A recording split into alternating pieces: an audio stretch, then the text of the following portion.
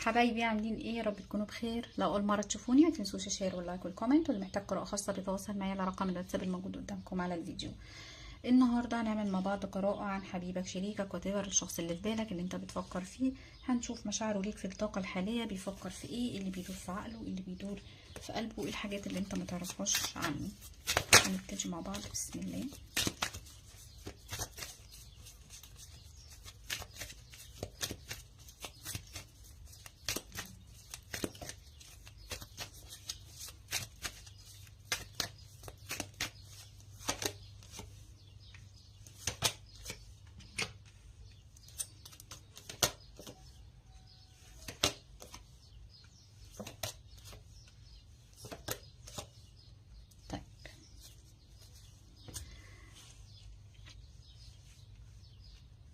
انت اوقات كتير قوي بتحس ان الشخص ده ممكن بيجي على بالك ان الشخص ده استشفى منك، ان الشخص ده نسيك، مش ناوي ان هو يرجع لك، مش عايز يكون في حياتك تاني. ولكن انت احساسك ده غلط. ليه؟ لان الشخص ده بيراقبك، عينه عليك، متتبعك، مترقبك، بيشوفك بتعمل ايه، بتروح فين، بتيجي منين، دنيتك ماشيه ازاي. لان الشخص ده تعبان قوي قوي وموجوع قوي قوي على بعدك، وان انت مش موجود في حياته. تمام. بالنسبه لك انت الشخص ده رميت توبته. ليه؟ لان العلاقه دي فيها اون واوف كتير، فيها مشاكل كتير، بيقرب وبيبعد بمزاجه. فانت خلاص تعبت.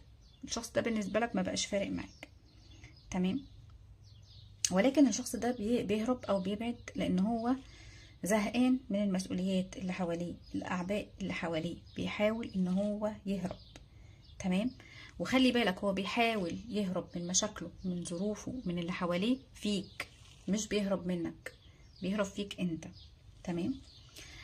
الشخص ده طول الوقت وانت بعيد عنه بيدور عليك، بيراقبك، ومستمتع جدا. خلي بالك بالمراقبة دي، طول الوقت مستمتع جدا بمراقبته ليك، مستني العودة، مستني الرجوع بفارغ الصبر. لان هو مش قادر ان هو يتخطاك، مش قادر ان هو يخرجك بره حياته. اوقات بتحس ان شوية الشخص ده غير ناضج، او ان هو بيتصرف تصرفات طفولية شوية، مهما كان سنه ومهما كان وضعه. بتحس شوية ان هو يعني ايه، مش عاقل شوية، او لسه يعني مراهق. طيب، الشخص ده بيخاف جدا جدا جدا ان هو يبعد عنك، متعلق بيك قوي، متعلق بيك قوي، متعلق بالعلاقة ومتعلق بطاقتك. طول الوقت زي ما قلت لك بيراقبك، بيتابعك، بيبص عليك. طيب،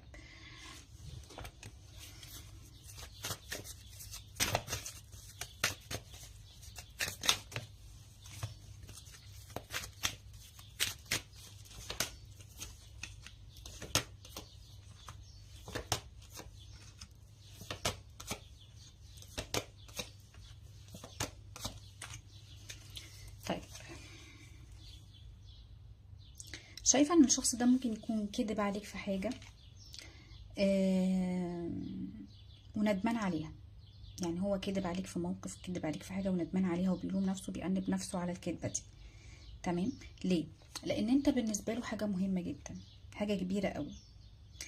عارف، زي ما يكون انت بالنسبة له حاجة طول عمره كان بيدور عليها، وفي الاخر لقاها. انت بالنسبة له كل حاجة.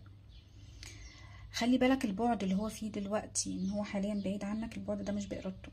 هو ما كانش عايز كده، ما كانش عايز يبعد. تمام. ولكن البعد ده حصل غصب عنه.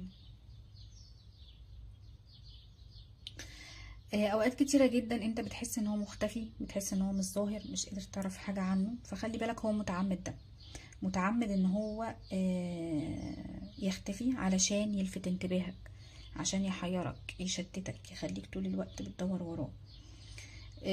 اوقات كتير جدا انت كمان تستغرب، يعني ممكن ده يكون زميلك مثلا في شغل، وممكن تكون بتقابله وبتشوفه كل يوم، ويعمل نفسه كأنه ما يعرفكش، كأنه اول مرة يشوفك. حتى لو شافك صدفة يعمل نفسه كأنه ما يعرفكش. تمام. الشخص ده طول الوقت بيحاول ان هو يهرب، او بيحاول ان هو ما يخليش حد يشوفه وهو متضايق. هو فعلا زعلان من اللي حصل ما بينك وما بينه، موجوع قوي من اللي حصل ما بينك وما بينه، متأثر قوي نفسيا من اللي ما بينك وما بينه، لكن مش عايز حد يشوف وجعه، مش عايز حد يشوف ألمه، مش عايز حد يحس بيه.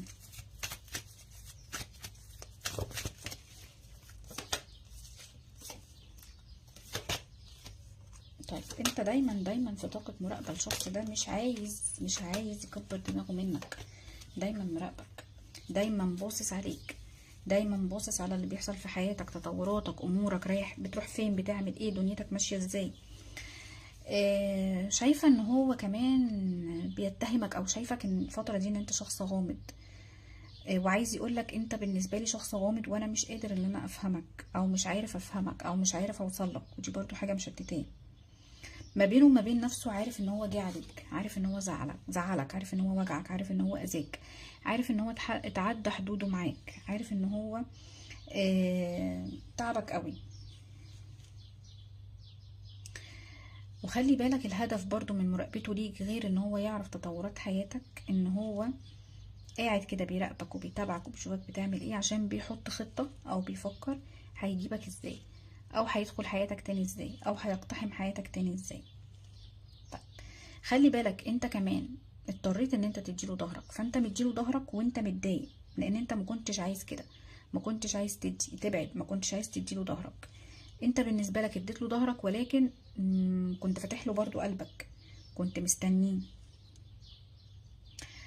طيب شايفه بنسبه كبيره جدا برضو الشخص ده من ضمن الحاجات اللي مأثره عليه سلبيا ان هو اخذ قرار ومش عايز يرجع في قراره. تمام. يمكن خايف على شكله، على منظره، خايف ينزل من نظرك، فمستني حاجة تحصل تحرك الموقف بعيدا عن ان هو يتراجع في قراره او ان هو يرجع في قراره. طيب الشخص ده مهما انتوا بعدتوا عن بعض عنده صبر ان هو يستناك، وعنده امل في العلاقة ان انتوا هتكونوا لبعض في يوم من الايام، وان البعد ده مش بعد نهائي ما بينه وما بين نفسه. هو عارف ان البعد ده بعد مؤقت.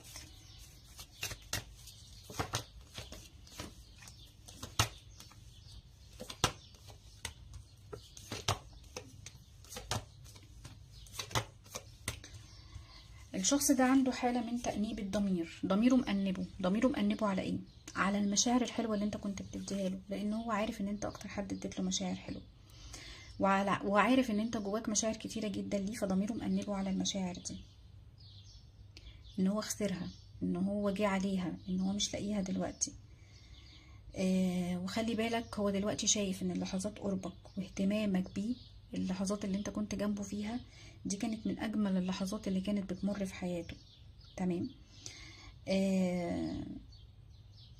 الشخص ده ما كانش عايز حاجة من الدنيا، او ما كانش عايز حاجة منك غير بس ان انت تحبه، تديله حب، دعم، مشاعر، اهتمام، قرب، تحسي بيه. شوية شايفة ان الشخص ده عنده شوية طاقة تملك او حب تملك بالنسبة لك، عايز يمتلكك، حس ان انت حاجة ملكه، مش عايز يخسرها، مش عايز يفقدها. الشخص ده عنده طاقة حب قوية جدا ليك، وعنده استعداد ان هو يفضل يحبك طول العمر، يفضل قريب منك طول العمر. هو صبور قوي قوي، ومهما حصل عنده استعداد ان هو يعني عنده امل، عايش على الامل. تمام. عنده امل ان انت تكون ليه ومعاه. تمام. وعارف ان مهما حصل ما بينك وما بينه، لا مش نهاية الدنيا، مش نهاية العلاقة، ان انتوا هتكونوا لبعض في يوم من الايام، لان هو عارف ان لسه في ما بينك وما بينه حب كبير ومشاعر كبيرة. فعلشان كده هو ما بيأس، عشان كده هو عنده امل، عشان كده هو صبور، عشان عارف ان اخرة صبره هيوصل للي هو عايزه. تمام. فمهما هو تعب في البعد، ومهما تعب في الصبر، لا انا عندي امل ان الدنيا هتكون احسن، وان انا هوصل للي انا عايزه، وان انت هتكون معاه في يوم من الايام. تمام. طيب حبايبي دي كانت قراءتنا النهارده، اتمنى يا رب انها تكون عجبتكم. يا ريت لو الفيديو عجبكم ما تنسونيش في لايك وشير وكومنت حلو. باي باي.